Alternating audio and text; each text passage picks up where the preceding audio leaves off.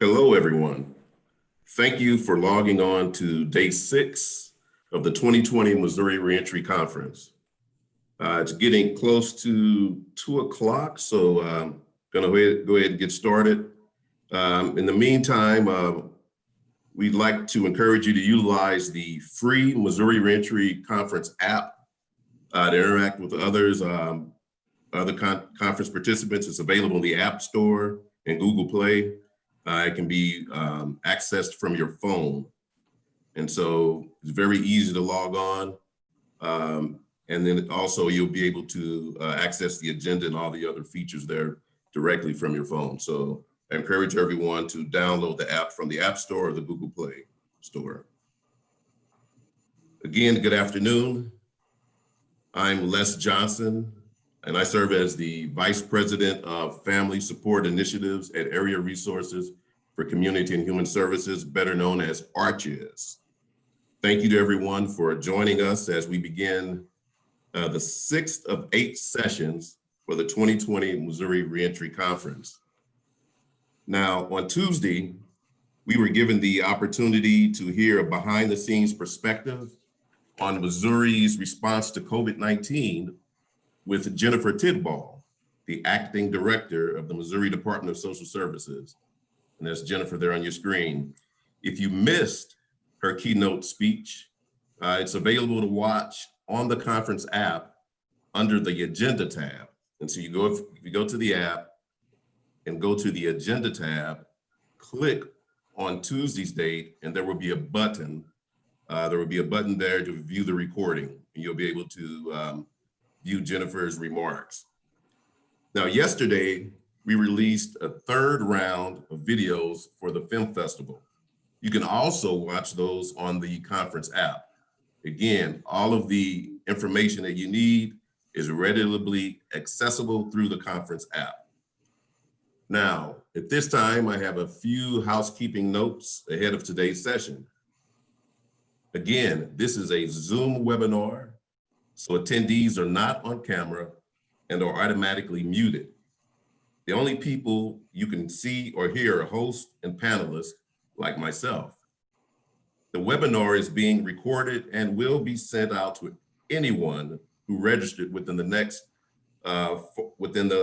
48 hours. And so if you register within the next 48 hours, you will be able to get an opportunity to receive the recorded session. Now this is important. Now, if you'd like to ask our panel or conference host questions, you can utilize the Q&A feature below. And so simply go down to the Q&A feature on your screen, on the Zoom screen, and you'll be able to ask questions. Now, for other comments and discussion, the chat feature is also an option.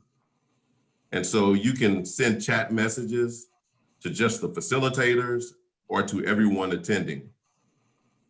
And so that's a great feature to be able to communicate with fellow conference attendees. Now, communicating with facilitators is the default. So in order to communicate with everyone, you've got to put a little action in play here. So to communicate with everyone, you will need to click on the To button and change to all panelists and attendees. And when you click on the To button and it changes to all panelists and attendees, and then that allows you to be able to chat and communicate with all panelists and attendees. Questions will be delivered to the facilitators and will appear in the Q&A window as they are answered. And so you'll be able to see those questions as they're answered by the panelists. You can also edit the view of your own screen. So you will have the autonomy to edit what your screen looks like. On the Zoom toolbar, there is a drop-down list, and the drop-down list that says View Options with a few choices there. So you can also adjust the size of the PowerPoint and the video screens if you prefer one to be larger than the other. And so you'll have that option at your fingertips. So go ahead and make those adjustments. Also, if you are on a mobile device, simply tap the smaller screen to switch. So on the mobile devices, and most of you are probably familiar with this, simply tap the smaller screen to switch mode, the viewing mode. Now, at this time, we want to thank the Missouri Reentry, the Missouri Coalition of Recovery Support. They sponsored the conference app and webpage. Now, here are a few cool features on this year's app. And again, hopefully by this time you've downloaded the app. So the app allows you to, again, interact with other conference attendees once you're logged in. You can use the shake feature on the app to network with others in the same session. So you literally are shaking your iPhone or Android phone, and you'll be able to make contact with other conference attendees who are in the same session as you. Now, the app also features what's called a wall. So the wall is where you can post pictures or conversation starters. And of course, we'd really love to see you learning and engaging. So please take an opportunity to post pictures. Perhaps some of you are gathered in one room with your colleagues in an office setting. Take pictures of the group and post it, or take a picture, a selfie of yourself as you're viewing from the privacy of your own office. You can also check out sponsors and exhibitors all by using the app. There would be videos posted on the Film Festival tab every Wednesday. So these videos were submitted by organizations across the state who serve the justice involved. So again, we would encourage you, take the time out and take a look at some of the videos that we have posted. Now, one last housekeeping note. If you're watching with a friend, coworker, or part of a group, let us know. So you can do that by simply sending us a note in the chat and tell us who all is viewing with you, or email us at events@stlarchs.org. So events@stlarchs.org. Now, this is the only way we will know that you participated. And so if you need to receive credit for your participation and by viewing today's session, and that's the confirmation you need for your employer, again, make sure you pass that information on to us so that we can include you in the attendance record.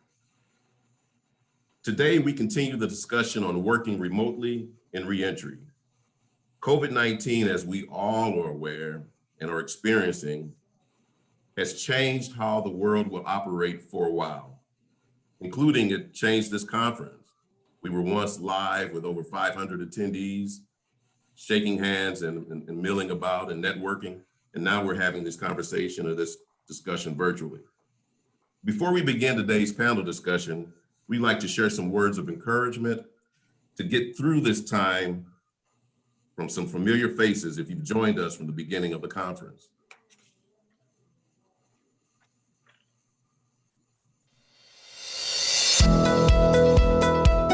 You know, I think that it's important to understand that this is it's a marathon. I mean, that's what we hear a lot from our government leadership. So to make sure that we pace ourselves for a few more months of having to manage through COVID-19. I haven't been in a prison since March. That's unheard of. I'm just overwhelmed by that. So when you stop and you think that there are people who are going in there every day and doing that work, and they're doing it not because they get paid massive amounts of dollars, but they're doing it because, let me be honest with you, they're just good civil servants. They're just giving people, and they want to take care of others, and they want to take care of their community. I'm so proud of that. Don't stop. Don't stop. Be creative. Find new ways to deliver services, to deliver programming, to have conversations, just like we're doing through this conference. I'm going to tell you, I'm very proud to be a part of the Department of Corrections team, not because of the work that I get to do or the work that I do, but because of the people that I work with, people of the highest caliber, coming to work and working shifts that are just unheard of. And I'm so proud to be associated with them. Find those confidants where you can share your anxiety, you can share concerns, you can even share frustrations, but doing that in a way where you can feel supported, but also make sure that whomever you're serving doesn't feel like that they're bearing that load for you. It's going to be okay. We're going to do this and we're going to get through it together and we're going to be a team. Take time for yourselves. And I know that I talk that better than I do it, but I think it is important. Keep on keeping on. The work that you do for our state is crucial. But more importantly, what you're showing to our clients is the ability to rise above. We didn't stop. The easy thing is to stop.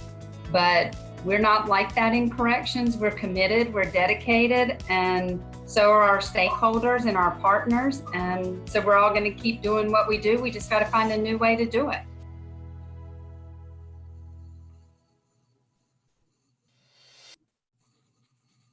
That was a great video and great words of encouragement from our past presenters. Now I have to be honest with everyone and put a plug in here. So last week, my favorite DOC employee was Ken Chapman, but Ken's not presenting today. And so I'll have to make a switch. And this week, my favorite DOC employee is Julie Kempker. And so it's my pleasure to welcome Julie Kempker. She is the director of the Division of Probation and Parole with the Missouri Department of Corrections. And she will lead the panel discussion entitled Remote Work and Probation and Parole. Turning it over to you now, Julie. Thank you, Les. That video was great. I want to say good afternoon to everyone who is participating today. It's 86 and full sun here in Jefferson City, so I am very happy that you all have tuned into this instead of enjoying the beautiful day outside. Before we get started, I want to introduce you to what I believe and know is probably one of the greatest administrative teams in state government. And they have agreed to participate in this panel as a result of all of us as administrators in probation and parole have had a rocky few months, to say the least. And while it has been very challenging, we have found the silver lining. And so I wanted to have an opportunity to share that with you, and I want to introduce you to the panelists. So today we have Jamie Lykos, who is a deputy division director. He is the deputy director over the western side of the state.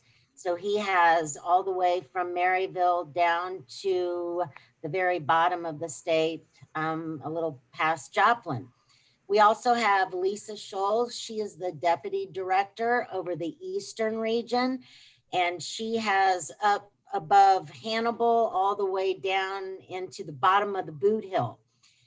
And also with us today, we have Todd Schwent.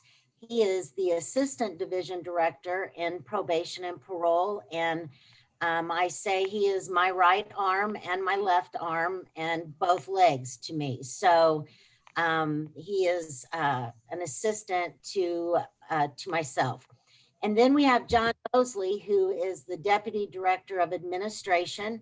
John works with a lot of our contracts. He is over the command center, over interstate, and he is the man who spends money. He's very tight. He doesn't spend a lot of money, but he has to work with me. And so he has to be very cautious about how our probation and parole dollars are spent.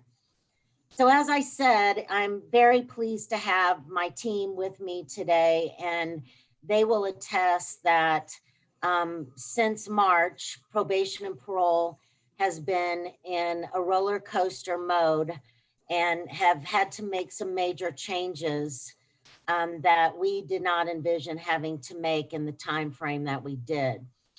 And I also have to commend the probation and parole staff in the state for being incredibly resilient and patient while we had to make some pretty tough decisions, and the impact fell on them, and they have adjusted to remote work as best that they possibly could in a time frame that we had anticipated spending 5 years to do, we had to do in 30 days.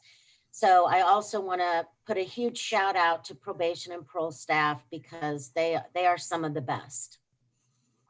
So as I said earlier, this whole transition time in probation and parole could have been a very negative experience for us and could have really put some of us right over the edge, including myself.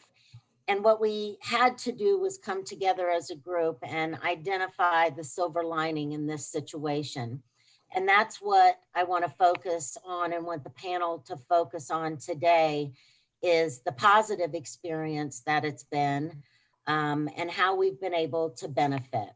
So I want to get started by making sure that everyone understands when we talk about remote work, what exactly that means in probation and parole.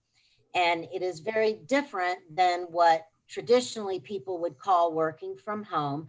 And so Todd, you spent some time on the committee working with the telework committee. And so to get us kind of kicked off, would you mind explaining to us the exact definition so we put that in context for those that are watching? What exactly does remote work mean in probation and parole?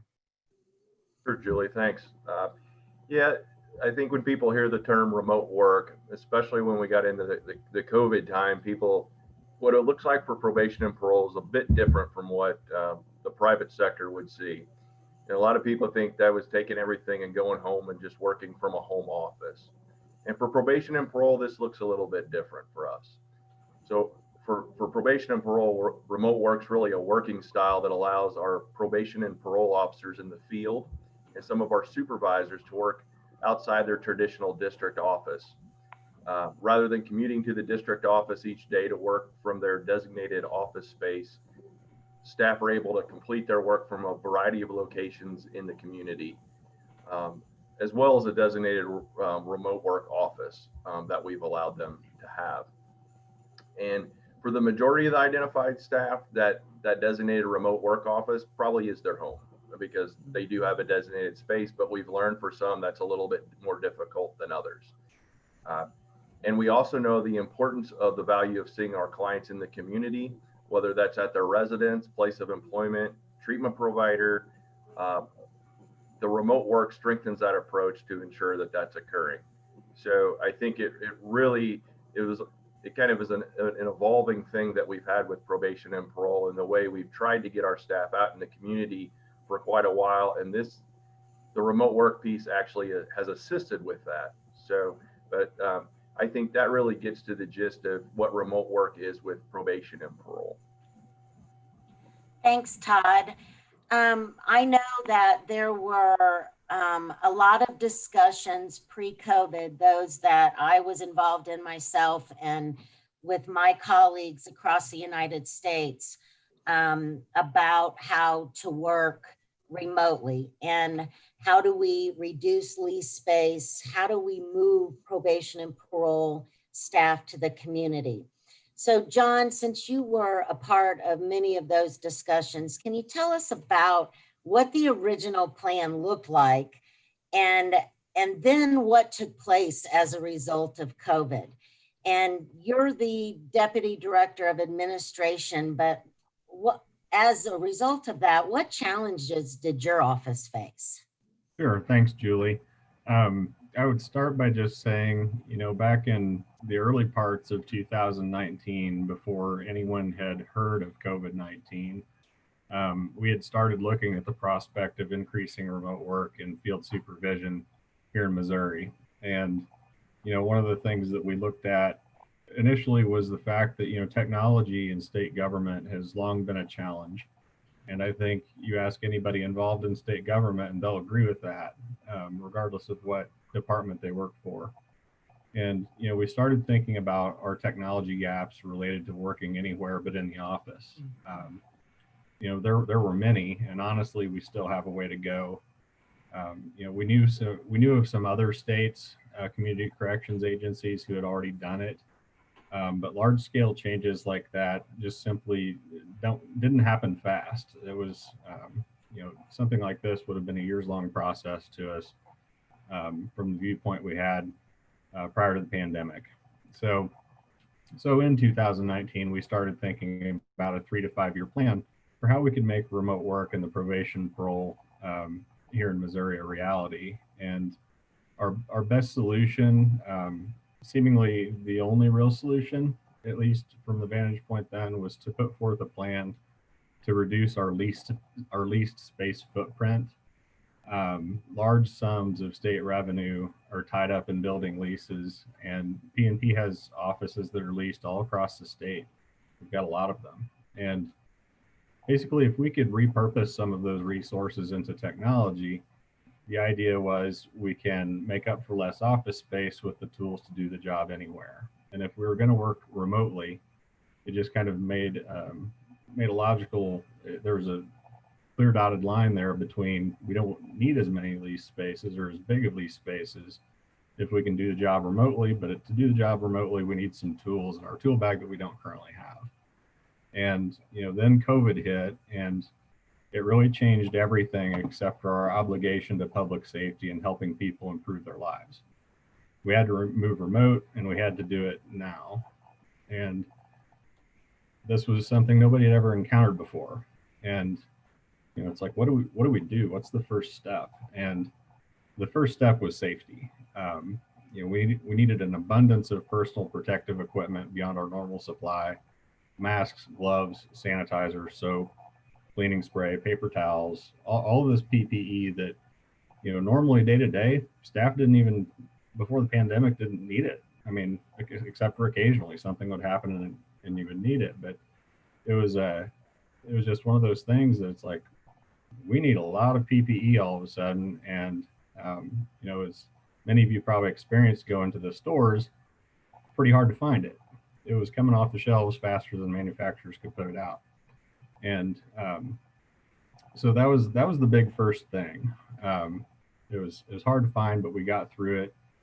Thank God for MVE and what they did for us during this pandemic. That was a resource that saved everybody a lot of heartache as this went along.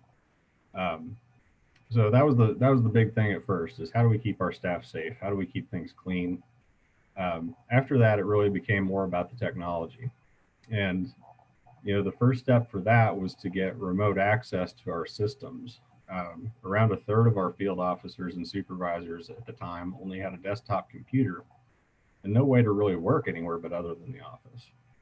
And so with the help of the ITSD division of OA, we were able to grant remote access to those staff so that they could work from home using their home internet through a remote access connection.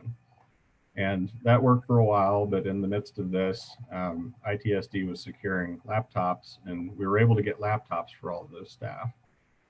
So there was one less login they had to do. They didn't have to use their home computer to do the work.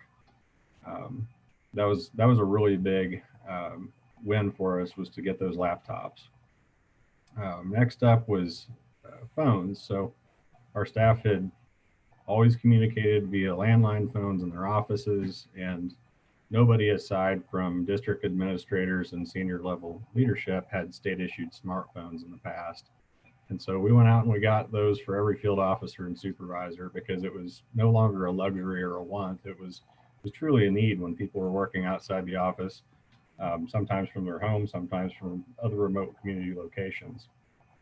Some substance use and mental health treatment services, we had some challenges with that because, like any other private business or public business out there in the community, a lot of them had to close up shop for a little while. And thankfully, a lot of our providers, partners in the community, they turned to video conferencing and other out-of-the-box solutions to still provide services. They stepped up the best they could. And, in some instances, our officers just had to help clients by supporting them even further while services weren't available or less than they had done before. We're in the process right now of moving towards a pilot to use oral swabs to do drug testing in the community. We've used urinary analysis for decades, and we'll continue to do that. But we recognize through all of this that our officers need a safer way to conduct substance use testing in environments outside the office, and oral swabs are proven to be a good solution for that. So we're moving down that road. And a couple other things is we introduced a service called SmartLink through our electronic monitoring contractor. And it's a cell phone based application to provide just one more way for our clients and officers to stay connected and show them the way to community resources, stay organized as possible with reminders, just a lot of connection and organizational tools amidst the pandemic chaos that everyone was experiencing. And also I think it has to be said, we had to learn how to adapt to use virtual communication, such as we're doing on this conference. In probation and parole, we didn't do video conferences really. Conference calls, in-person meetings, people driving all over the state to connect. And the use of Zoom and other video platforms like this have been just integral to us staying connected during this time. And I'll wrap up real quick. Biggest challenge I would say is that in my position for what I do is just making things happen as quickly as we needed them. There was truly immense communication and fast planning that needed to occur. And, balancing the what do we need with what can we get and how fast can we get it? How can we afford things if CARES Act funding can't help cover it? Just a lot of things to navigate through. And a lot of the things that we had to get done happened in a matter of weeks that would have normally taken a fiscal year or more to do. And has it been perfect? No. But has it been the best we could do with the situation everybody was put into? I think absolutely yes. And it's the strength of our staff to find ways to continue doing their job that's really kept us together. And so today it's just looking forward to improvements that we need to make from here and how we'll accomplish those things in the long term with the economic situation being uncertain. Thanks, John. That's great. Amazing work that was done by all. So Lisa and Jamie, you both are out in the field in your zones, visiting offices. You're part of this challenge of moving people home in 30 days. How do we do this? What do we do? All the things that John talked about. And so what were some of the challenges that were faced with staff, with supervisors, more at the local level, in your zones that they had to face as a result of COVID and the decisions that we had to make? And Lisa, do you mind going first? No, I don't. Good afternoon, everyone. I think the number one challenge that stands out to me the most is that when we're dealing with COVID, there was an impact on the employee's household as a whole. So they had children that were no longer attending school in seat. They were doing virtual learning. And you had spouses that were also working at home. And so it was a real challenge when we immediately sent them home to work. They had to very quickly figure out a way that they were going to be able to not only work out in the community, but then at times come home and get the work done there also. And so that seemed to be like one of the biggest challenges. I will add to that it also created a lot of stress and anxiety for some, just the unknown. We have a lot of tenured staff that work for our division. And so some staff quickly embraced the change and they were very excited, and they were challenged and they're learning to tackle it very quickly.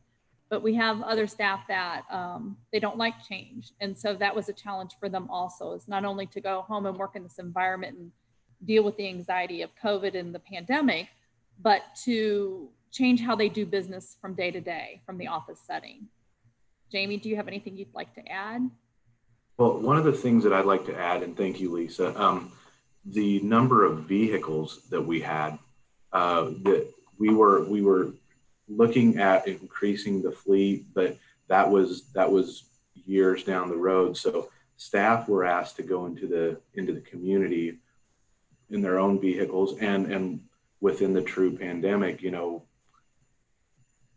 how do I do this? Because we asked them for safety purposes to go out in pairs. So how do I do that safely? So no, we've never worked through a true pandemic. We had procedure in place, we had safety guidelines in place, but it needed a major update. And so, our policy and procedure staff really stepped up to the plate with that. Specifically, what I want to add is the different levels of staff and the different levels of need of staff. We had support staff that didn't have the laptops. So we were asking them to work from home. What were their needs? How were we able to provide them with some type of leave? We had supervisory staff, how are we going to manage the offices? Also, the institutional parole offices, it was necessary for them to continue because those that they serve were in the institutions. So that was very, we had to think outside the box. We had to make some decisions, and like for the safety of the community, for the safety of the institutions, that was very necessary. A main question is, how do we do our jobs?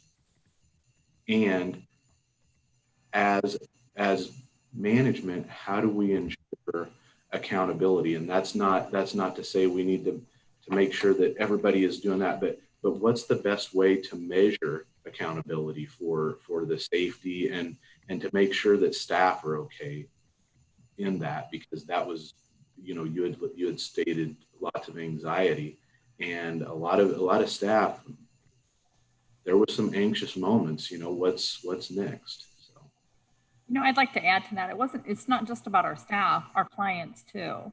And so our clients were put in a situation where they were a little unsure for a period of time until we kind of transitioned. They were used to going to the office to report. Well, that now had changed because we were coming out into the communities to meet them. We were making phone contact. In some instances, we've even, with our new supervision model, we've become more flexible. So we may be doing evening and weekend home visits. So just how we do business has changed considerably. And then you put the remote work on top of that. And so it's been a very challenging but exciting time. But it's also impacted our clients because they've had to also learn how to use different platforms like Zoom and the other platforms that they're using for reporting. So. Thank you both. And it does sound, now that I'm listening to it from this end, it sounds so chaotic, and I know that it was. But I do agree things are starting to kind of work themselves out. It was a difficult decision, and it was difficult when making decisions when you're looking at the safety of people and public safety, meaning the safety of our staff and the likelihood or the chances working with as many people as they do contracting COVID. And then at the same time, still committing to ensuring public safety or our role of public safety. And there were so many times where at some point we thought, gosh, do we just close probation and parole down? But the director and the governor's office it is so critical now that you bolster what you're doing, because your role in public safety is so critical. And if for 1 minute, people think that you have scaled back, they're going to take advantage of that. And we're going to see more crime. We're going to see more substance use. And so it's been a very difficult line to walk between staff safety and public safety. So here's what happens. And Todd, if you'll help us with this one, in the midst of COVID, in the midst of all of these decisions that have to be made, the state of Missouri starts to identify these pockets of positivity, if you will, of working outside of a traditional state office, and that productivity was up, and that staff were indicating that this working in the community, having a day at home to be able to do their paperwork, to be able to be more flexible, having non-traditional hours, allowing staff to work through childcare issues, and really working with staff to make sure that their personal needs were taken care of, and that public safety and that their jobs were still being done. So all of a sudden it was, okay, so probation and parole, you've made this happen. And so how do we make this permanent? And my question to you, Todd, is if you don't mind sharing with the audience, what steps were taken in order to make this a permanent decision in probation and parole? Yeah. One quick thing I want to go back and touch on is it really plays off of what John said when he touched on the important piece of how valuable staff were in making this change occur. It required a great deal of flexibility on their part, and actually, and as well as I think it's been mentioned, and our clients as well. And that still goes on today because we're still in the midst of COVID. So I just wanted to touch on that again. Once we decided, well, this is going to be a permanent fix, or not a fix, a permanent way to address a remote work, what happened was we assembled a remote work team. And that was assembled and led by District Administrator Darren Tipton, with representation from all our regions in the state, and it included unit supervisors, probation and parole officers, district administrators, and even regional administrators. So we really had the staff that are really engaged in meeting with those clients every day, and the business that goes around and running a district. They were the ones involved in making this change and providing us the information that we needed to get the barriers out of the way so they could do their job. And what was crazy about it is that they did so much work in such a short time. That team met, I believe it was for a 3-month period every Friday via Zoom to get this accomplished and really to get this rolled out. They had assistance from our manual work group team, and that work group, that's what they deal is with policies and procedures and making sure that we have procedures in place to help guide staff and give them direction in their work. And because of the huge impact this had, it really touched on several policies and procedures when you start to get into it. So the remote work team, they gave them a great deal of input to help them craft those policies and to support this type of work moving forward. So as our staff have structure to guide them. There's a lot of things, there's a lot of processes that some of us just take for granted, but there's things you think about, dependent care, training related to remote work.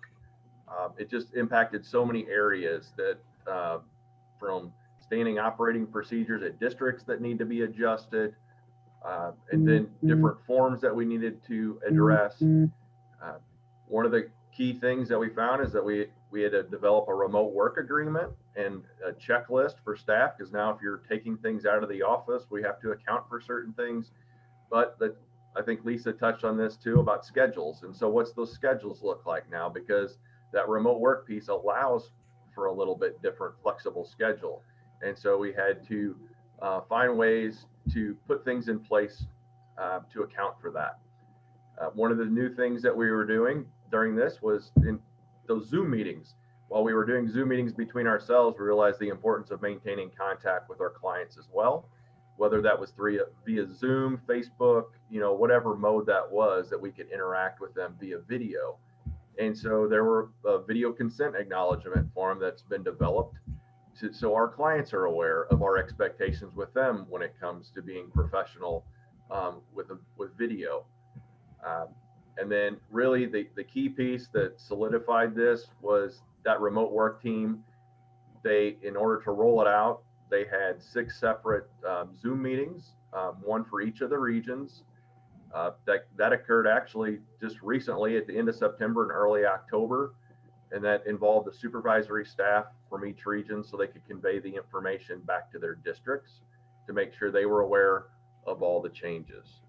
So, I mean, it was a great deal of work, and it really is. And it was by those staff right down at that district level, really getting together, taking a lot of time and a lot of processing of information. Like John said too, that generally when you do something like this, you're talking, especially with the state government, it can take a year, 18 months, 2 years. We have these long developing process. We didn't have that option with this, and our staff really worked their tails off to get this implemented and did a fine job at it. They sure did.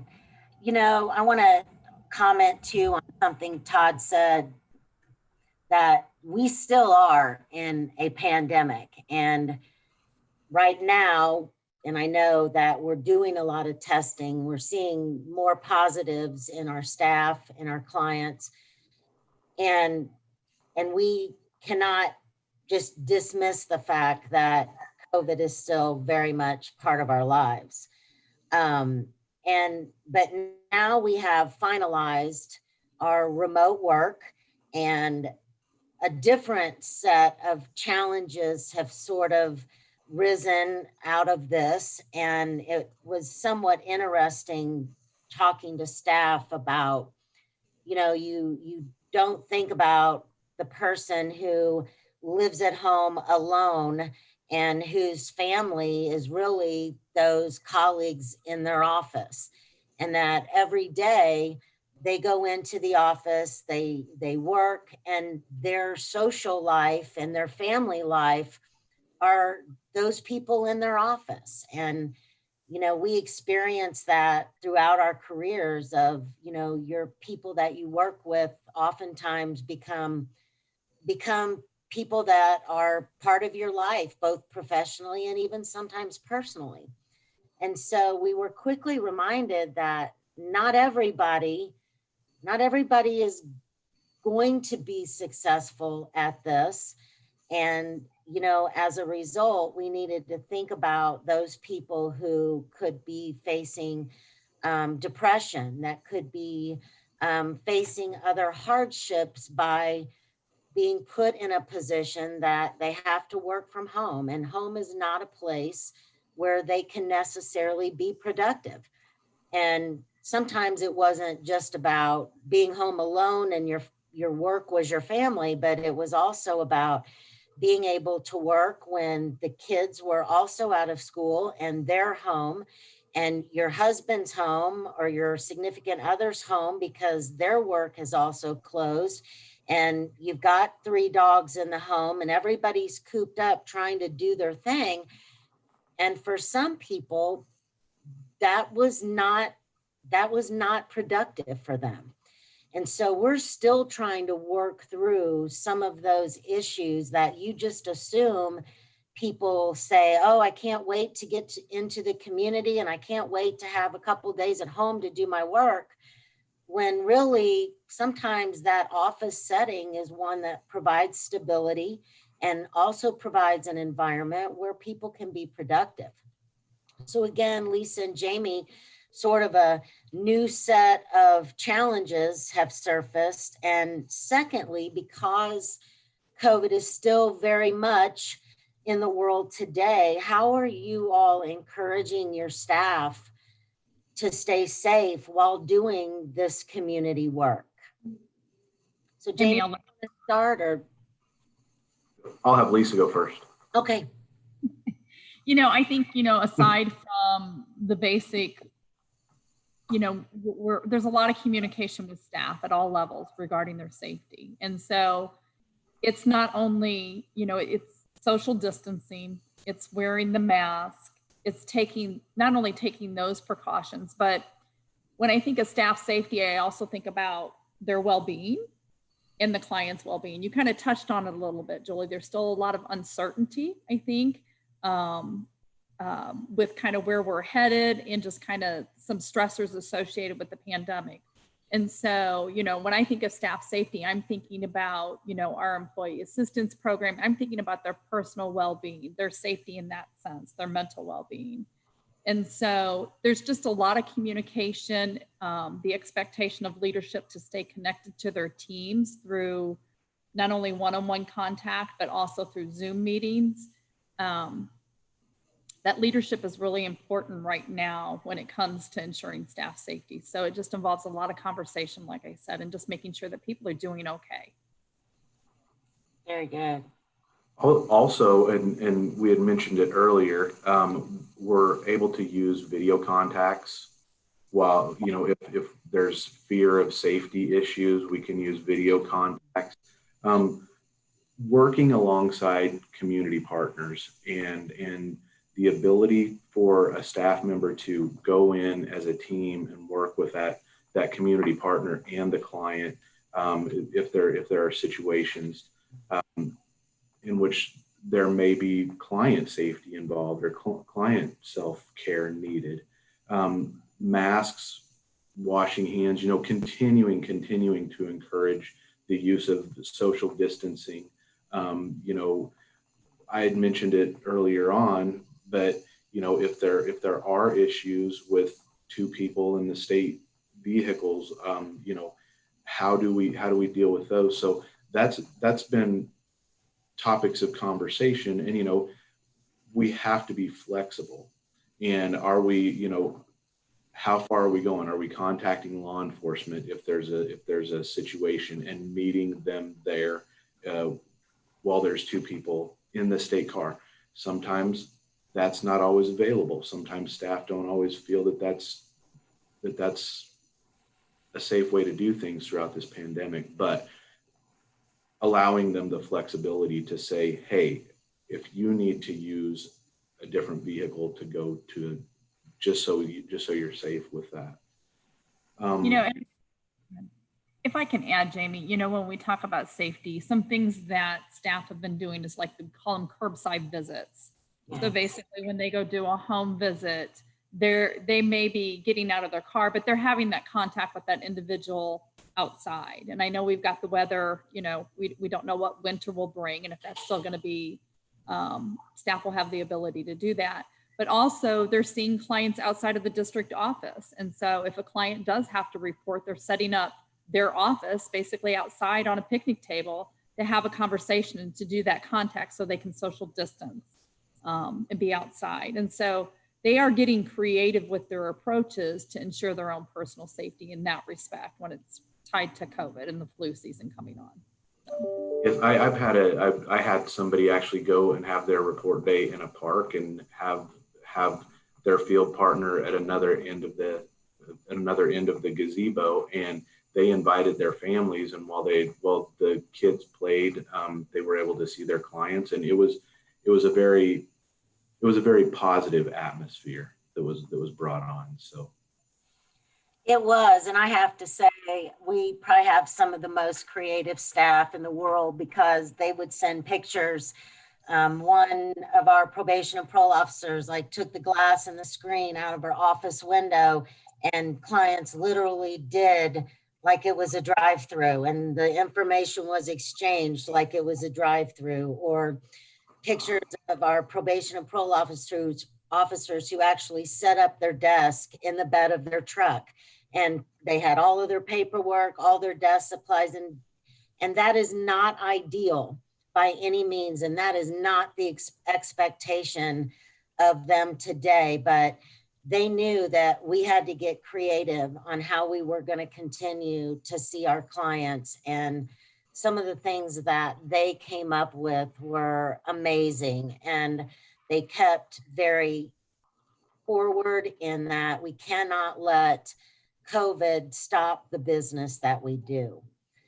So my last question, and it is for all of you, is, what does this ideal true community supervision happening in the community, what does it ideally look like? I mean, right now we're still continuing to address issues. We still have staff that are having to quarantine, that are contracting COVID, that are struggling with, we are certainly not in the clear today, but we're going to get there. And so if you had to tell me something that would contribute to an ideal situation, what would that be to help make their jobs easier, to help make it so that this true community supervision is a reality? Todd, would you like to go first? Sure. you know, there's a lot of things, and mine's probably more of a wish list on certain things, and it relates to money. But it goes to like when I look at down the road of being really effective and working in a remote work environment, we've been able to get officers the laptops and iPhones, but the one thing we need that I think to be more successful is to get an app on those iPhones to allow to be able to pull up that information, make it easier, more accessible to them, which would assist them in just getting all their work, or not all their work, but a good portion of the things that they need in the field, get it entered. There's a lot of duplicate work that happens within this job, unfortunately, and any way to try to find time savers to eliminate that, I think that's very important. You know, it's one of those things that I think it's going to take to us to get outside of COVID to even see what that really will look like, and for staff to get a good feel of what that work week looks like, because it's not something that's going to happen overnight. And COVID has been a challenge that we got to get through before we can even realize what that might be. And it's still not going to happen within a couple months. It's going to take a good amount of time, but we'll get there. And I think really the importance of remaining engaged with one another, staff sharing ideas with one another regarding how do I stay organized? How do I plan my day? What works for you? And then making sure that our supervisors, in that perfect world, that they remain engaged with their staff. And I think the utilization of some of the technology with Zoom has really assisted in that. So on a day-to-day basis, if you need to have a visual with somebody, it's not as difficult as it once was, and you don't have to be in the same office to do that. And there's a lot of value to that. And I think in a perfect world, we really utilize that more. So. Very good. Lisa. Lisa, you're on mute. Got that. You know, one thing that comes to mind is we have to get into a paperless environment. And so we need that technology to do that. To really get out in the community and to do your job effectively, you need to be able to do it in the community. And without that technology, we're not going to be able to do that. So just getting into that paperless environment would really be helpful, I think. I agree. John. All right. You know, I think about organizational skills and planning, and just to kind of add to what Todd had mentioned, I think the key is really staff looking out beyond today. When I was a field officer, I was mainly only doing that to see when I had room to schedule more appointments. And, you know, I could prepare for the day that same morning from my office because everything I would need for the day was within arm's reach. I wasn't necessarily looking out further on my calendar to plan out what I would need to do beforehand, to be prepared, what I would need to take home the night before, so I would have it with me when I went to a remote work location the next day, to be prepared for certain scenarios that I otherwise just didn't have to think about with everything at my fingertips in my office. You know, and as far as the work that's being done, we, as well as most of the world who doesn't work remotely before the pandemic, we're still learning how to do this. And I think an approach of critical thinking and continuous improvement, having that mindset, is going to really be ideal for us, because when you do something every day, it's easy to just keep doing it the way you first adopt, because developing a routine and having continuity helps people understand their job, their role, their feeling of productivity. You know, but instead, you know, stopping and thinking about how a process or a task that you do could be improved or done better, faster. You know, is it providing value to the clients or the citizens at large in general? Stopping and thinking about those things, I think, is really going to be key to our evolution of doing this work remotely better in the long term. And our line staff are the people that understand it better than anyone. So I really hope that they're thinking about those things when they're out there doing their job.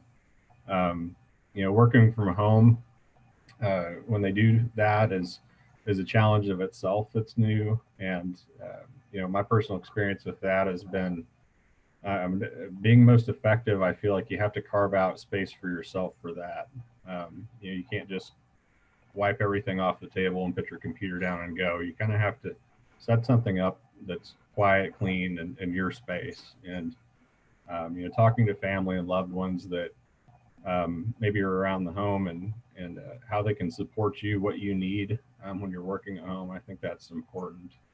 And I think the last thing I would just say is a little bit more idealistic than operational, but as far as our push towards community-based remote work outside of our offices, finding a way to really build that community connection is, I think, something that is really important, especially in the longer term. There's fire departments, police departments, emergency techs. There's this real community presence that they have. Everybody knows that they're out there in their community, that they're helping people, and that they're contributing, that they're a valuable service. And sometimes probation and parole, I believe, has kind of worked in the shadows, and it's not been intentional, but it's been from the walls of our offices. And sometimes our offices don't have big signs on them that say probation and parole. For the average citizen out there, there might not ever be a reason for them to interact with probation and parole. And so I think the way that we can get out there and really develop our our image in the community and the value of the work that we do, I think the more that we can educate and just get out there and meet people and interact, I think will be really good. Very good. And Jamie, if you'll close it up for us, and we'll turn it back over to Les. All right. I'm going to say finding a positive use of an outside work environment. I had talked about parks earlier.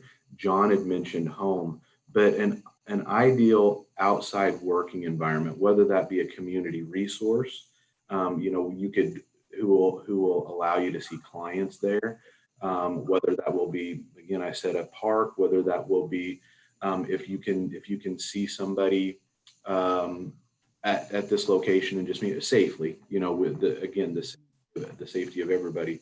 But also one of the things that we really have hit on is flexibility. This remote work is not easy. I had watched a video early on when they said, those of you that think that an 8-hour workday, 8 to 4:30 is going to be easy with this remote work. We're looking at the possibility of evening and weekend visits, people meeting with their clientele, outside of the normal business hours, doing home visits, not late, again, safety wise, but doing the home visits outside of the 8 to 4:30, coming in on the weekends, what is going to work best for that client. We did away with the late nights because the plan is for our staff to work around the schedule of the client. And so if that means a 6 o'clock Zoom meeting, after their work. So that to me is ideal. Mainly we've got to look at flexibility. Those that are the brick and mortar office, 8 to 4:30, that's what's going to be difficult for them, but that is the ideal remote situation. And Les, I will turn it over to you. Hey, thanks, Jamie. That was a great pass. I felt like it was an alley-oop or something. Right? Slam dunk. Hey, speaking of slam dunking, you guys did an amazing job. If we were there in person, I'd give you guys a round of applause, and you'd hear a resounding round of applause from the participants that are with us virtually today. Again, thank you, Julie, for leading this very informative discussion. Really appreciate the dedication of the Department of Corrections and the team that you assembled. Now, ladies and gentlemen, it's time for the Q&A session to begin. So if you have questions for our panelists, please go ahead and use the Q&A feature. You'll see that on the lower portion of your screen. While we're waiting for those questions to populate and bubble up, I have a question for you guys, if you don't mind. So, your customer base, it's involuntary, mandated participants, but at the same time, they have some really, they have needs that need to be met in terms of, requirements for probation and parole, and then just needs in order to make sure that they continue down the road of having a successful transition back into the community. Some may need access to AA, NA services. Others may be looking for rental assistance, looking for housing programs and other valuable, much needed wraparound services. Have you had any feedback from your customers or your participants in terms of this new approach, and what's been the feedback, if any, from your customers? Well, I can start. Go ahead. We have some of, our clients have shared that it is a nice change that we're coming to them. And so oftentimes we mandated those visits again to be in a probation and parole office. And when transportation was an issue, childcare was an issue, you'd see mom get on the bus with their 4 kids and get to the probation and parole office. They'd all get off the bus. And, I think that expectation was troubling for some. And today, the fact that we are being more flexible in the type of contacts is much better than just that mandatory come straight to the office to meet with me. It's called community supervision for a reason. And it's about meeting them in the community and working through their issues and needs at a location other than a traditional office. Great. I will say that there was a lot of the clientele that struggled with this.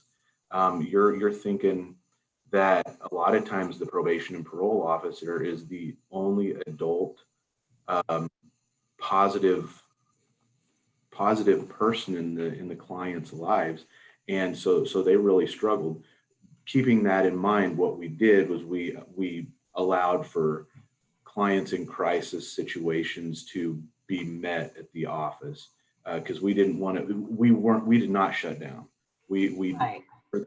for that specific reason right there, we kept our doors open, and we wanted a positive outcome for the clients, and we did all that we could.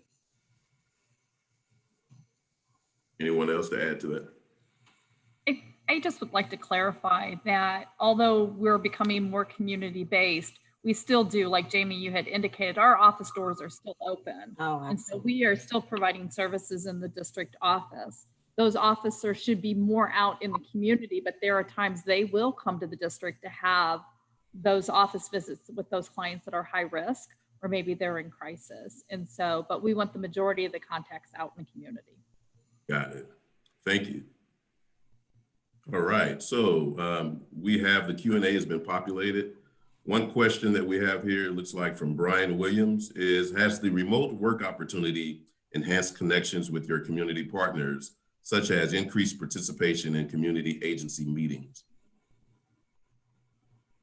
I'm going to say, and this is from the Western side, I will say that things really haven't changed other than the fact that we have to meet via Zoom. I really saw a lot of engagement with community partners prior to this. So as far as enhancing, I would say not necessarily enhancing, but just a different way. And I think that people see everybody in a different light with the pandemic. Meaning, people see that the remote work, the working from home, professionally, but did you see they had a cat that came across their screen? That's the type of difference that I see. I really think that we had a very enhanced and a very good relationship with our community partners prior.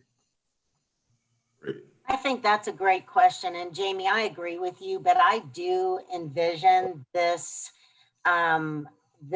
creating more opportunities for relationships with those that we haven't touched, and being out in the community and seeing people in different locations, may it be law enforcement, may it be at the treatment facility, wherever that is, you know, we have to either enhance those relationships or create them. And I do believe being in the community more, we're going to see more of that. Great, all great responses. Next question I have for you, are IPOS, or is IPOS painting a picture of what PNP looks like now to offenders who are getting ready to transition back into society? Brian, that is a great question. And I am going to tell you that we have not done that. And when I read your question, I just started to think about what a great opportunity to let the IPOs be able to share what new community supervision looks like. Now, I'm sure that it's happening, but we haven't really discussed it to any significant degree. And what a great reentry principle is to prepare them for what community supervision looks like. So I'm sure it's happening, but now that you've sort of planted that seed, I do think it's something that needs to occur at all places with all institutional parole staff when they're working on that reentry plan. So thank you for that. Then it looks like the last one I see on the screen there, Julie, it's more of a comment from Julia Price. I'm assuming that she's representing a community-based organization that partners with you all. But she says that clients I work with have a concern about not being face-to-face with their officer and doing phone call or Zoom calls with them. She says this was a very informative and cleared up a lot of that, I guess, the questions that she had that I can talk with them about. So thank you all. So now, Right. Again, she has a better understanding of that process. It can better relate that and communicate that to Very good. Yeah. Thank you, Julia. Okay, I see she's at WR, okay, DCC. She's at both, right. Got it, all right. Great, so that looks like that's about it for the Q&A session at this point. I don't see any other questions in the Q&A button there. So at this time, again, thank you, Julie, Lisa, Jamie, Todd, John. You guys did a wonderful, wonderful, wonderful job. Appreciate you. Also, again, thank you for your commitment to maintaining public safety for Missouri. And then a shout out to our own Donna King, administrator. She's administrator on the eastern side of the state, and Yes. Donna serves as an Arches board member. So thank you, Donna, for your leadership and commitment to Arches as well. So now, at this time, it's time for our raffle. And so I know everyone's looking forward to today's raffle. I know that I am. And so the prize is provided by Les Johnson. No, not Les Johnson, but Arches. This prize is a $50 Home Depot gift card. So remember, you must be in it to win it. So let's spin that wheel. Round and around it goes. Let's see where it stops. Is that Les Johnson there? Or? Amy Dorrell. Amy Dorrell. Oh, she's here. All right. Amy Dorrell is present, which means that we will be in contact with her to send her her $50 Home Depot gift card. It will be an e-card, I imagine. So again, thank you to our panelists, and thank you for all of those for joining us today. And thank you to our conference organizers. Once this session ends, there will be a brief survey to provide feedback on the day's content. We would love if you would participate, and Zoom will automatically direct you to the survey, so you won't have to go out and find and search for it. And of course, the survey will allow for us to examine what worked, what didn't work, and what things can we improve on as we continue these Zoom platforms. Who knows what next year will bring? So your feedback will be invaluable to us. Please don't forget to register for the next session, which occurs next week, Tuesday, October the 27th, under the agenda tab. Now, next week's theme is faith-based reentry services. The keynote speaker will be the John Stroop will be John Stroop from Freeway Ministries. Next week, faith-based reentry services, the keynote speaker will be John Stroop from Freeway Ministries. Thank you again for joining us today. Enjoy the rest of your week. Stay safe, stay healthy.